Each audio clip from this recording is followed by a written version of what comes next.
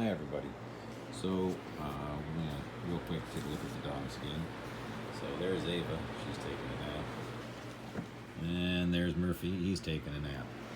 Anyhow, so we are into section 2.4, which is talking about complex numbers. So the beginning is, how did we get to complex numbers? And we need to understand that the complex number system, as with all of the mathematics, is a construction by man. And somebody sat around and thought, well, what would happen if we developed something like I is equal to the square root of negative 1? It came around, or this all came about, because people were trying to figure out how to deal with square roots of negatives. And so somebody had the idea that to define the square root of negative 1 as a thing called I, the imaginary number. And so if we build this, so I to the first power is the square root of negative 1.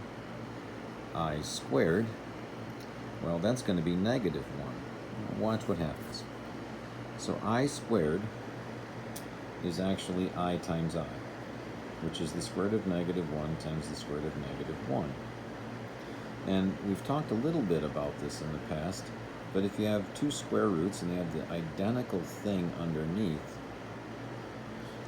what ends up happening is that thing that's identical pops out. It's the square root of negative 1 times negative 1.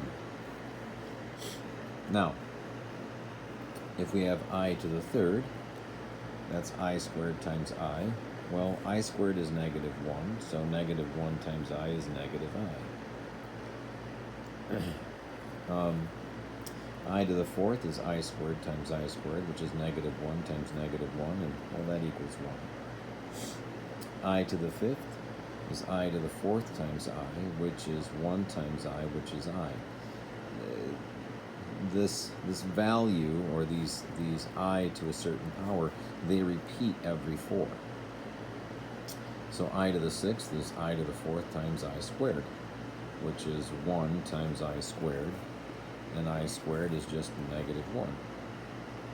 Now, that pattern continues, and so if somebody just says, hey, what is I to the 200th power? Basically, you're trying to figure out how many times does 4 go into that 200. Well, 4 goes into that 250 times in this case, and you have I to the fourth. Well, I to the fourth is 1. And so 1 to the 50th power is 1. Well, what if you had I to the 202? Well, if you look at it and you go, all right, well, this is really I, whoops, typo, sorry. This is really I to the fourth power raised to the 50th, but then there's this I squared left over. Well, this bit we just showed is 1. So it's the same thing as 1 times I squared. Well, that's just I squared, which is our negative 1.